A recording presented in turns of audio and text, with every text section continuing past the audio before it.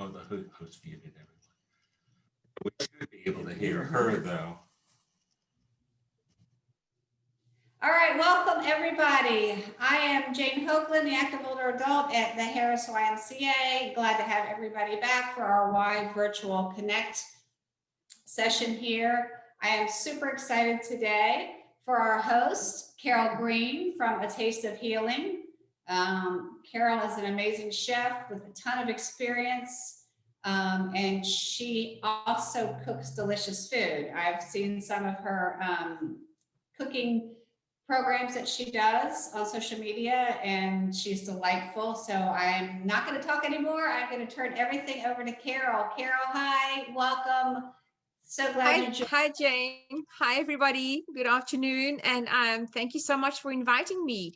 I'm really delighted to be here. And as I mentioned earlier, I am from South Africa. So if I start talking too fast, I think we'll get Jane to slow me down. I'll try to keep the pace fair. So I am a chef, and I am a functional nutritional therapy practitioner. It's a terribly long title. Gosh. But really what my business is about is through healing with food. I really, really love food. And the slogan of my company is healing never tasted so good. So, you know, I help people to recover from all kinds of complex health conditions. And I see it over and over that the power of what's on your plate is so, you know, incredibly important, and especially at a time like this. So I figured that I would talk to you today about the immune system and some ways that you can help to protect yourself in the current time that we are living in right now. Probably one of the most Googled terms right now on the internet is, what is the immune system? How do you boost the immune system? You know, everybody's like, when this first happened, you couldn't buy vitamin C and you couldn't buy zinc for love or money. It was sold out absolutely everywhere. And, you know, everyone was looking for a cure in a bottle, when really the most important thing that you can do for yourself is the cure on the plate, paying attention to what's on the plate first. So, you know what? Why don't we begin by taking a look really at what is the immune system? I'm not going to go too deep into jargon here, just in simplistic terms. What is the immune system, so that you can understand really how you can, you know, do things to help to boost your immune system. So, you know, your immune system is a complex network of cells and pathways within your body that help to defend you from infection. And, you know, it's precisely that. It's a system. It's not a single entity. And to function well, it needs balance and it needs harmony. Now, you have two types of immune system. Your first type of immune system is your innate immune system, and that's your body's first line of defense.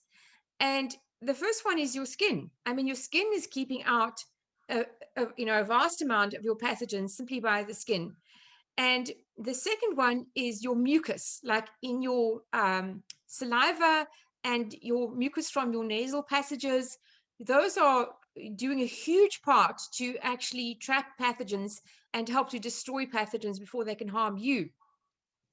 Now, a third really, really important one is stomach acid. Okay, your stomach acid destroys your pathogens. And I'm just going to do a little caveat here on talk about stomach acid for a minute, because when I first started to study nutrition, I was so amazed to learn that stomach acid is actually good for you. You know, all these adverts for acid blockers make you think that stomach acid is something evil, but stomach acid is really, really important when you're eating to help your body to destroy pathogens. So one of the most important things that you can do is eat your meals really calmly and chew your food really, really well, because that's going to help your body to produce enough stomach acid to deal with all of the pathogens that you might be ingesting. All right, because fruits and vegetables, even though we wash them, we've still got pathogens on them and pathogens in our environment and so forth. Okay. Then another important line of defense is your body's enzymes that you're making in things like your sweat and your tears. Those contain enzymes that help to attack your compounds. Okay. And then you've got your immune system cells, your white blood cells. which have components in them that attack foreign invaders in the body and basically engulf and destroy them. I mean, we are like, we've got these like little human Pac-Man inside us. And literally, this is what it looks like, okay? A phagocyte is a part of a white blood cell, okay? And this particular one is called a neutrophil. And you can see here, all right, this is the pathogen right here, these two black dots. And you can see how it literally engulfed it and ate it up, all right? So that is the body's natural immune system. We've got these like, you know, I call them Pac-Man, like in our bloodstream, in our white blood cells, those are naturally, you know, taking apart invaders that are, you know, on a daily basis, because we're going to be subjected, even in a time when there isn't a big pandemic, we're going to be subjected to viruses and bacteria all day long. And our body does a really, really great job on an ongoing basis about dealing with a lot of those. Now, the second type of immunity is your body's adaptive or acquired immunity. And this is a system that your body develops to be able to recognize pathogens and to create antibodies that will attack and destroy those pathogens. And that's how they will remember those pathogens and say, oh yeah, we've dealt with you before, and they will naturally destroy them. So this is pretty much the way that vaccines work, if they're effective, of course, you know, by creating an adaptive or an acquired immunity. But what you don't realize is that your body is doing that all the time. It is creating an acquired immunity against a wide host of things all of the time. Now, what are some of the other things that might be causing an irritation to our immune system? So these are antigens. These are things like dust is a huge one, pollen, grass. So these can cause a very elevated immune response and cause you to be hyperreactive, because your body will start releasing too many white blood cells all of the time. So, you know, just simply making sure that your environment is dust-free, maybe using a HEPA filter if you are prone to allergies, if you feel like you've got allergies all the time, and just taking a look at your environment. You know, I went to go and give a private cooking lesson one time, and I walked in, and, you know, it was an open plan kitchen and living area. And there were 6, I'm not kidding you, 6 of those plug-in sort of diffusers with, you know, things that smell, it's supposed to make the place smell nice, all over the place. And I can't, those give me an allergic response. I'm allowed, you know, and I said to her, I said, you know, you might not realize, but these are, you know, VOCs, volatile organic acids, which could be making your allergies worse. She goes, you kidding me? And I was like, yep. So we unplugged them all and cleared out, opened all the doors and windows to clear out some fresh air. And she let me, of course, I had a terrible headache because it was, you know, already there. But she told me a few days later that actually she felt much better, you know? So if you're having an immune response, if you're constantly having allergies or, you know, itchiness, take a look at your environment and see, do I need to change something? Do I need to reconsider the candles that I'm burning? Do I need to, you know, make sure that my filters are clean? Do I need to get my carpets clean? Do I need to take a look at what in my environment could be causing my body to have an ongoing elevated immune response? Okay. So other immune triggers are autoimmune disorders, which are often hereditary or acquired. You know, autoimmune diseases like lupus or rheumatoid arthritis, those kinds of things also can create a hypersensitivity, you know, with your immune system in overdrive. And then there are immunodeficiency disorders, which, you know, disable the immune system, which things like AIDS or cancer, which can be genetic or can be acquired. All right. So inflammation is, you know, the body's natural step in an immune response. And look, we have to be able to inflame. If we weren't able to inflame, we would bleed to death if we cut ourselves. The body's inflammation response initially is a good thing to an acute to some kind of an acute situation. But the problem is that inflammation, when it's rampant, causes damage at cellular level, and sometimes irreparable. Okay. So inflammation can come from many different ways. Inflammation can be pathogens, bacteria and viruses that are attacking your healthy cells, and your mast cells, those are your Pac-Mans, release a counterattack, and they'll release histamines, which cause inflammation. All right, to try and work against the invaders that and inflammation will be very painful. You'll be swollen as your body's releasing fluids to try and flush out the pathogens, and sending signals to your white blood cells to release histamine to fight the blood cells.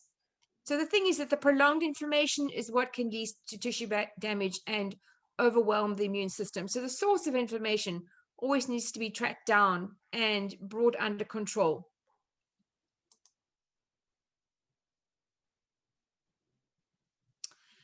Now, as we age, unfortunately, our immune-related organs will produce fewer immune cells that fight off infections. And, this can really be made worse by micronutrient deficiencies. And this is why it's so important to pay attention to what's on the plate and make sure that we are, feeding our body the right foods.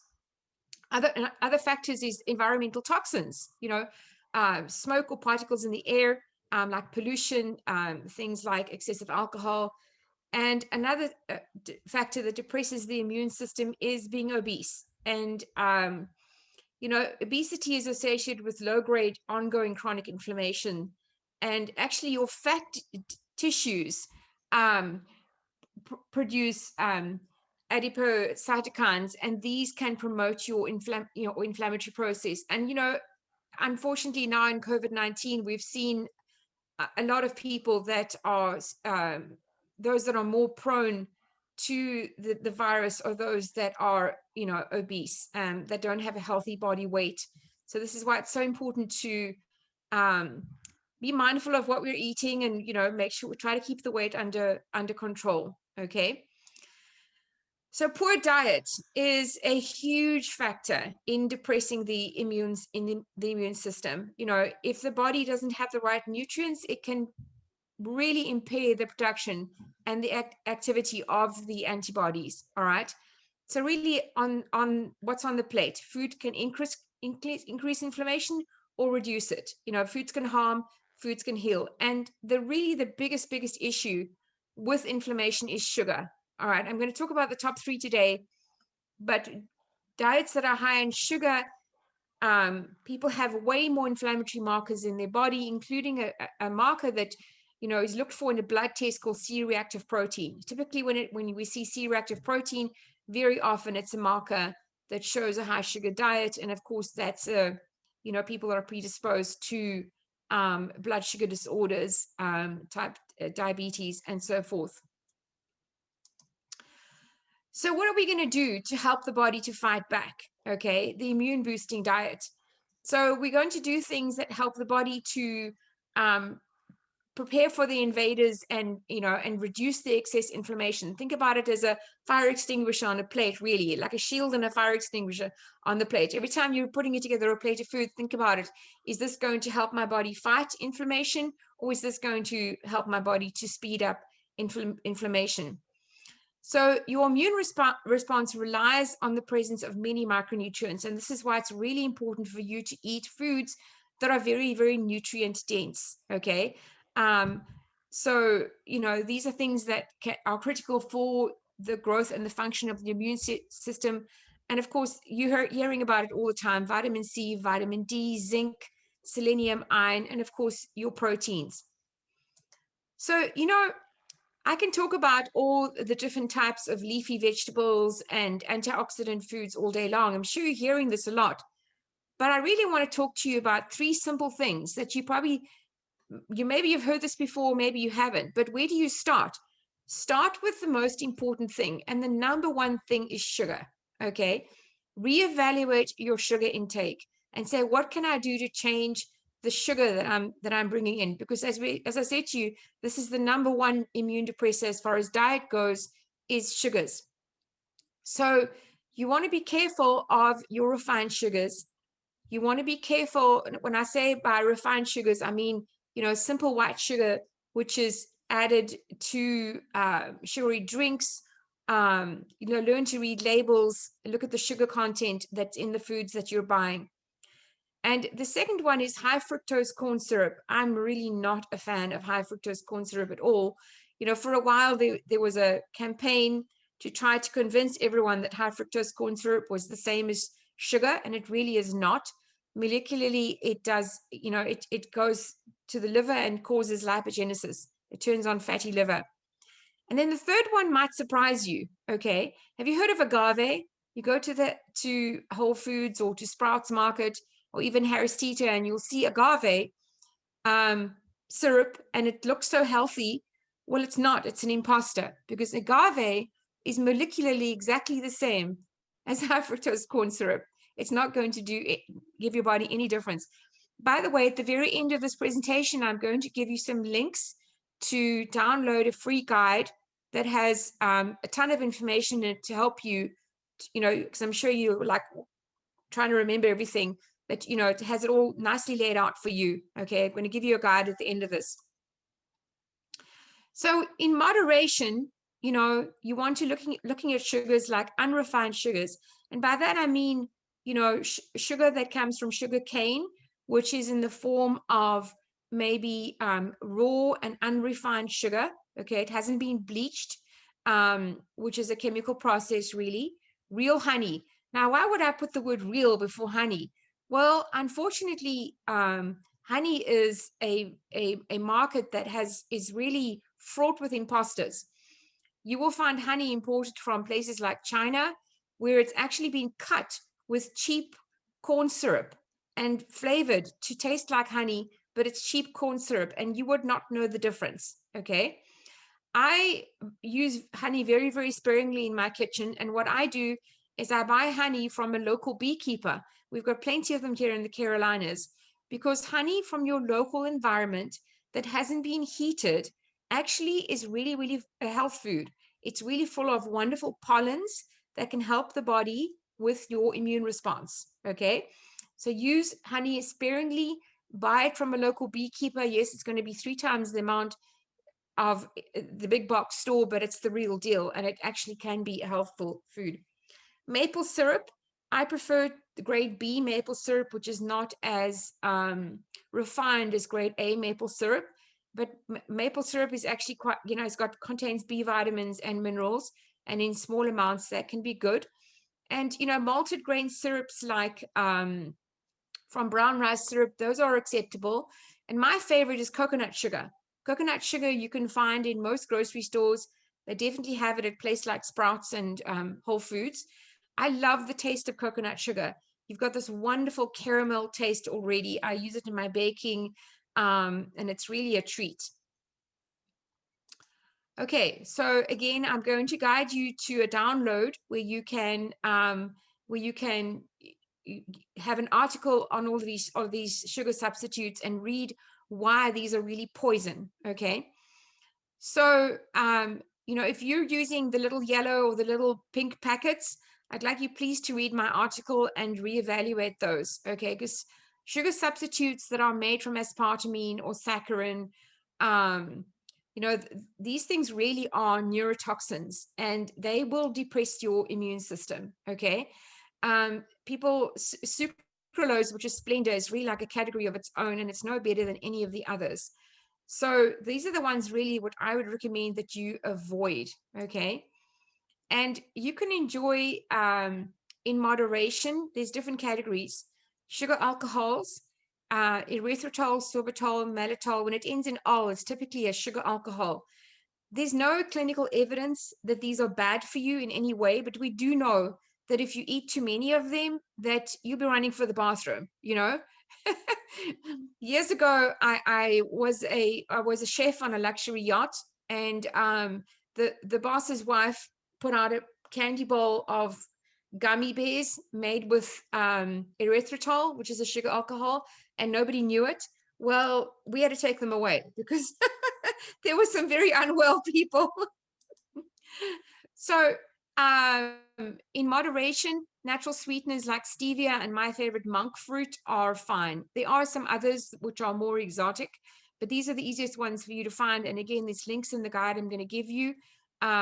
So, even stevia, which is from a leaf, and monk fruit, which is from a small melon from Asia, they, if you use them alone to sweeten your dish, they can have a slightly metallic aftertaste. What I like to do in my recipes when I bake is to cut down the sugar. So I'll use about half of the sugar in the recipe and substitute with some monk fruit for the other half. And then you don't have that metallic taste, but you've cut down the amount of sugar in your recipe enormously. I also like to use things like use ground up dates, or maybe fruit juice to help to, cut down on the amount of sugar. And you really, really want to read labels. You see here in the grocery store, this says Splendor Naturals with stevia, okay? And this one says organic stevia. So you think that you're just getting stevia. And look at the back of the label for both of these. The first ingredient is erythritol, which is a sugar alcohol, okay? So you really have to always read the label on everything, because there's a lot of things that you'll think that, oh, it's just stevia, and you turn it around, and the clever marketing, you don't realize that actually the erythritol, because ingredients are always listed from most to least. So this is going to contain more erythritol than it is stevia, and it's not telling us how much of each, So there might just be a small amount of stevia in here because it's quite expensive for them to use. So please read your labels. So that's number one of your simple swap. And I know it might sound too simple, but it's really something that we all need to be reminded of and keep top of mind. Number two is fats and oils, okay? So you really want to try to avoid or reduce the amount of fried foods that you're eating, okay? And I know, French fries are delicious, crunchy and yummy. And I mean, who doesn't love a plate of fried okra? I mean, it's the best, But what you want to do is you want to try to, if you're going to fry at home, don't use an hydrogenated oil. There's many states in the US that have actually banned hydrogenated oils. What are they? Hydrogenated oils are cheap oils like cottonseed oil that have been injected with a hydrogen molecule, and it bends the molecular structure of the oil and creates something completely different. It creates an oil that can be used over and over, and it does not degrade. Well, guys, the bad news is that it doesn't degrade in your body either, and it's trans fats. So that's what hydrogenated oils are. And you want to really, really be a super sleuth and look out for hydrogenated oils. Go to the supermarket and do me a favor and go and walk around the cookie aisle and read labels, okay? And when you see hydrogenated oil or partly hydrogenated oil, what's it doing in the cookie? Well, it's what gives the cookie crunch until the year sort of 2028, and preserves it basically. And yeah, it's not going to do your arteries any favors. So, damaged fats, fried foods, there's more of this in my article for you as well to read, okay? So you want to be looking for very clean, beautiful fats. And these beautiful fats are actually very healing to the body. We need fats to function properly, okay?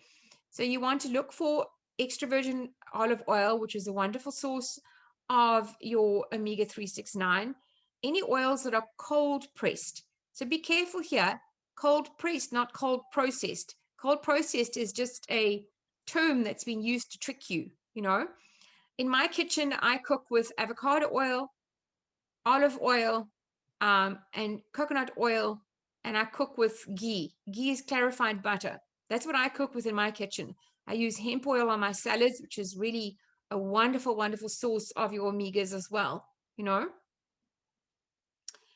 And number three, you probably all know this one, but really processed foods. And this is where you really have to take the the responsibility to police what you're putting into your grocery cart yourself, because the food laws, the cosmetic laws, the laws for all kinds of things that we put on our bodies and eat in this country are incredibly lax compared to the EU, to the European Union. In cosmetics alone, we have about 3,000 products that are allowed in this country that are not allowed in the European Union. And something similar goes for our food industry, okay? So just really be aware of labels, of reading labels and saying, you know, if I can't pronounce it or recognize it, I probably shouldn't be eating it. And try to eat around the outside of the supermarket as much as possible, because real food doesn't have a label, okay? The most important thing. So what is the anti-inflammatory diet? The anti-inflammatory diet is eating high antioxidant foods. And antioxidants really isn't a thing.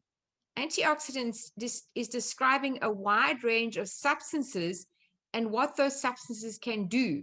So that's what antioxidants are. It's an antioxidant is an action, okay? And so flavonoids, flavones, catechins, polyphenols, these are all types of phytonutrients that have an antioxidant action. And you're going to find them in a lot of your fresh fruits and vegetables, your plant-based foods, which we consider nature's fire extinguishers. Now, plant-based foods matter. And by that, I don't really mean going and eating processed plant burgers and that sort of thing. You know, if that's your thing, that's okay. But I really would like you to see you getting it from your fresh fruits and vegetables as being your main source of what I call the fire extinguisher. Okay. So these are in your notes, you know, and really, I'm focusing today really on telling you about the main three things, because I think maybe you've heard this sort of thing before, right? Eat, you know, vitamin A, which you get from dairy, you get from eggs and liver. I know liver, everyone turns up their nose, but liver is really a superfood, and you can get desiccated liver as well. Vitamin C, we know that vitamin C is very, very important in the fight against this virus. You know, it's not just from oranges. You can get it from berries, things like bell peppers, your nuts and seeds. Eat a variety of nuts and seeds like pumpkin seeds and sunflower seeds. Brightly colored fruits and vegetables are loaded with beta carotene. Your lycopene from pink and red fruits like tomatoes and watermelon. Your green leafies, which is your lutein, and your selenium, which is from your grains, your nuts, your eggs, your cheese, your legumes. It's all delicious, really. And now that I've told you what sounds like all of this bad news, okay, I'm going to tell you some good news, because, you know, at Taste of Healing, my motto is that I'm not going to ask you to do something I'm not prepared to do. So I love my chocolate. I'm a chocoholic, and I drink coffee every morning, and I enjoy a glass of wine. And you know what, guys, it is possible to incorporate those things into your diet. Can I have a collective cheer going on? Yay! But it's important to pay attention to the sources of them. So next week on my blog on Taste of Healing, and I'll show you how you can follow me on Taste of Healing, I've got chocolate week next week. I'm going to be showing you a whole bunch of chocolate that you can give as gifts, and talking about chocolate all week long on my blog on Taste of Healing. But you already will find a bunch of chocolate recipes, because I am a chocoholic. Okay. Now, when we talk about chocolate, what's the bad thing? The bad thing is the sugars. If you're going to go and grab, you know, a Mars bar, or, you know, something like that, you know, which is just really a tiny bit of milk chocolate and a lot of sugar, that's really defeating the purpose. You know, I'm talking about dark chocolate here, which is not loaded with bad sugars. You know, I just found a company in San Francisco that has partnered with me and sent me some of their chocolate to try, which has no sugar in it. They've used this amazing natural fruit sweetener, which is incredible. And I'm going to be talking about that next week. So dark chocolate is a great source of flavonols. And as we know, flavanol is an antioxidant. It has an antioxidant action.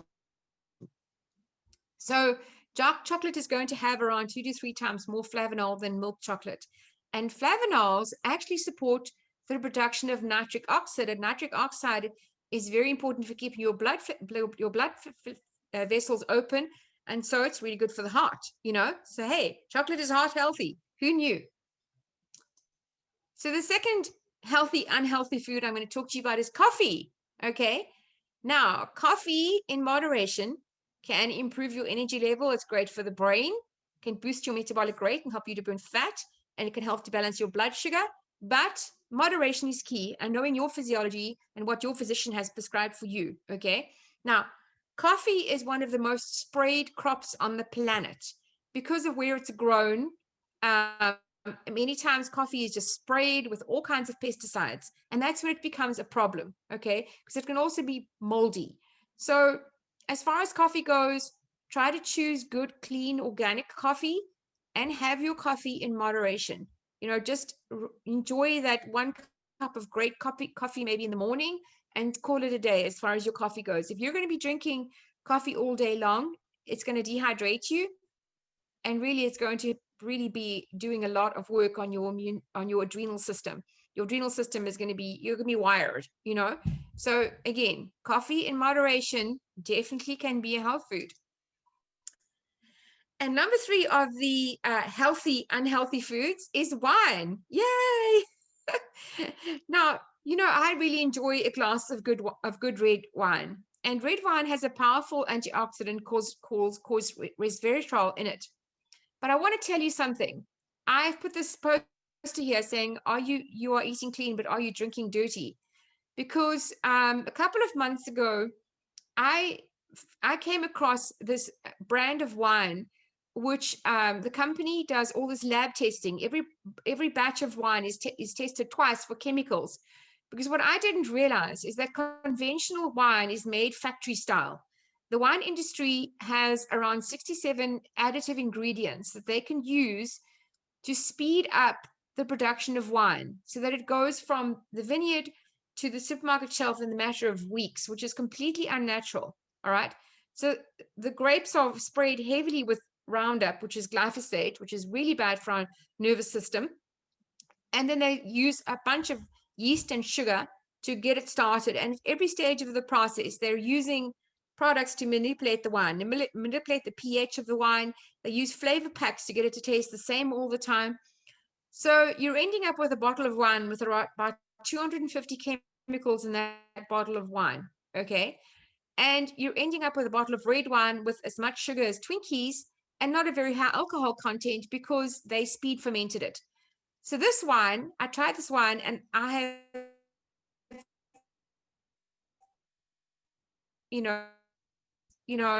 and wake up the next morning and not feel like thick head because you didn't drink a glass of toxins. You drank a glass of wine. You see, when wine is allowed to properly ferment, slightly higher alcohol content, but you're going to get 0 sugar or very, very little residual sugar. Okay. So I definitely want you to keep, top of mind what I'm saying about the 3 things that we like to enjoy, particularly now in the holiday season. You can have those things, but better choices of them. And again, the moderation keyword. All right, so I have got some notes for you guys on my website. I'm actually going to switch over to my website now to show you where you can get this download that I've got called 3 Simple Swaps, and you can download it for free with the code YMCA. So if you go, this is just going to change this up.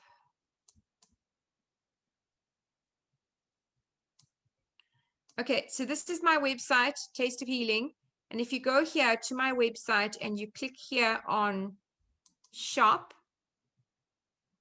okay, this guide here, 3 simple swaps. So what you would do is click it, and when you get to the checkout, put YMCA, capital letters, and you can get this for free, okay? And I've got a whole lot of links and information in here on everything that I've told you today. And if you'd like to join my newsletter, I promise I don't send out a newsletter every day, maybe every 10 days if you're lucky, okay? But you can get links to my Facebook and Instagram here as well if that's the sort of thing that you like to do. There you go, tasteofhealing.com, and enter the code YMCA. All right. Do we have any questions? Feel free to unmute yourself if you have any questions for Carol. Anybody have any questions today? Annette's got a question. Hi, Annette. What about, thank you. This has been very, very helpful. What Thank about you. decaffeinated coffee? Okay, that's a really good question. So there is a type of decaffeinated coffee which is okay, because unfortunately the decaffeination process, the chemicals that they use are equivalent to nail polish remover. I mean, they are really caustic products that are used in the process of decaffeination. Look up Swiss water process. Okay, Swiss, WSISS, Swiss water process. And if coffee is decaffeinated using Swiss water process, they're going to brag about it on the label because it's expensive to do. But it's a process that they use to decaffeinate the coffee that's non-toxic. Yeah. One other thing, what about tea? Right. So tea is fine as long as you're getting organic and you're getting tea. It's actually better for you to get loose leaf tea and brew it yourself in a little those little tea balls, because very often the tea bag is the most toxic thing. Yeah. And this, what about green tea? I don't mean to take up all your time, but No, green you're tea. fine. You're fine. Yeah, green tea is good. Green tea is good. I mean, I had a client that was drinking literally a gallon of it a day, and I said to her, "This is a problem," and Yes. it was causing her problems because it still contains caffeine. So green tea is they have different health benefits to them, but I'm not opposed to people having some green tea or some black tea. Just remember that it's still a caffeinated product. Yeah. Thank you. Are you drinking coffee because you like the taste, that you don't want to have the caffeine? I don't drink coffee. I drink decaffeinated green tea, and I make iced tea from my decaffeinated green tea. Nice. And Yeah. I'm being told that that's affecting my iron, Yes, that's the iron correct. in my blood. Yes. Do you have too much iron or too little iron? Too little. I'm anemic. Yeah. So you want to, Because I've that's been correct. drinking so much. You want to cut down on the tea. In fact, people that have too much iron in their blood, I have them drink some tea before they eat, So if you're anemic, you really want to reconsider the tea. If you're going to have some, then have it away from your food. Don't have it while you're Okay. eating. Okay. And, there's a couple of things that you can do for iron anemia. First of all, pay attention to your digestion. You want to make sure that you're chewing your food really well to allow your stomach acid. Vitamin C is a great synergist that can help to increase your iron absorption. And one of the best things for iron is to eat liver, Yes. Thank you. Thank you for helping me. You're welcome. I have a question. Hello. Great program, by the way. But Thank you. a sandwich, just a plain old turkey, chicken, whatever. It's so hard to get away from the processed meat. If you go to the counter and have it sliced, right there, is that what I need to do? All of these. Yes, you do. Yeah, absolutely. So anytime that you're buying lunch meats, deli meats that are pre-sliced, typically they will put a mold retardant on those products, when you're buying them in the container and they're already sliced up. So if you're going to go to the lunch container, ask them for a counter, ask them for the sheet where you can see what the ingredients, and you want to get the one that's nitrate free. Okay. Try to get the one that's nitrate free. And, be careful of things that are smoked, because things that are smoked are typically not the best health wise. I mean, depends on how they did it. But if you go and get some oven roasted turkey breast and get it sliced yourself, there's nothing wrong with that. It's absolutely fine. Okay. Yeah. Mm-hmm. The cheese, is that the same?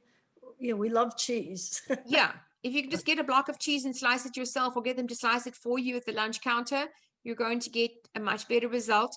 And then what brand of bread are you eating at the moment? Well, I've been having them slice it. Oh, the cheese, the bread. The bread. Oh, I get the multigrain with the seeds. We really like that. Good. Yeah. Yeah. And that's, we really like that. But that's a hard thing, because there's just Americans are so spoiled with choices. Totally. The choice is overwhelming. It really is. You walk down the cereal aisle and it just, Oh, yeah. Trust me, when I first came to this country, gobsmacked would be the word. I walked down the cereal aisle. I've never seen anything like it in my life. Because in my country, it's about a quarter of that, and that's it. Those are your choices, you know? I was just like, woo! just so different. It's just amazing. Well, thank you very much. You're welcome. You're welcome. And happy holidays. Holidays. Very nice. Does anybody else have any questions for Carol before we wrap up today? All righty. Well, I just want to say thank you, Carol, for joining us. I hope you guys had a chance to learn something new and maybe incorporate it into a healthier lifestyle for yourself. It's, you know, it's baby steps, you know, if you can just change one or two things, it does make a difference. So we're really happy to have Carol. Carol's got a great resource to follow if you like to follow things on social media and be, you know, and just continue to learn. She's funny and she's fun and she's very informative. And she really knows what you can do to really, you know, make your daily life better. Thank you. I had a question from Vera. I'm from South Africa, Vera. South Africa. Oh, Vera? Yeah, Oh. she guessed New Zealand or South Africa. I'm from South Africa. Yeah. Thank you. Thank you so much for that. Yeah. So tasteofhealing.com. If you'd like to sign up for my newsletter, I promise you that I don't spam you. There's also a button on my website if you just want to have, if you just like to have a call with me and, you know, like a meet and greet call, you know, you can schedule a complimentary call. Okay. And, you know, next week on Facebook and Instagram is Chocolate Week. It's going to be some fun. And the recipes will be on my blog on tasteofhealing.com. So you're welcome, Vera. So if you have questions, and go ahead and, you know, download the guide, because everything I talked about today, it's all summarized there with some links for additional reading. Okay. So I've summarized it all in that guide for you. So put in the code YMCA with capital letters and let me know if you have any trouble. And, you know, if you would like a call, you're welcome to reach out. All righty. Well, thank you. Appreciate having you, Carol. Wish you well, everybody. Thank you. Happy holidays, everybody. Next week, we have a representative from Augustine Literacy Project. So, you know, our kids are all, the kids, the CMS has just changed the plan again. And it's challenging for a lot of our little kids to do what they're doing in school. So I am bringing out, I really hope you share this with anybody who's interested in tutoring. So this is a unique program that's being offered. It gives you tons of support. It's for volunteers. It's to really connect with kids at CMS and really the Title I schools, the kids that are really struggling, and they give you all the resources. It's a unique program. It's much more, if those of you who might have done, any of you might have done our Y Readers, which is a great program that I participated in with the YMCA. This program is a little bit more intensive and hands-on, but they give you all the curriculum. There is training, but I encourage you to put the word out, tell people, anybody who's looking to, if you've got time in your day, in your week to help little kids, I encourage you to just check out next week, hear what it's about, share with other people. We really, really need to support our small children, or all of our kids. But during this pandemic, particularly, there's too many kids being left behind and we need volunteers. So I hope that you will join us, spread the word, get other people to join next week, and really see what it's all about, see if it's something that you might want to spend some time doing. So that's next week. And Carol, once again, thank you so much. We appreciate it. Appreciate all you guys. I hope you have a great rest of your day and week, and look forward to seeing you on a coming session on Wednesday. So thank you so much, everybody. Good to see y'all. Thank you, Carol. You're welcome. Oh, and this will be posted on the website probably in a day or two. So if you need to go back and refer to it or want to share it with a friend, I'll send you the link. All right. Thanks, guys.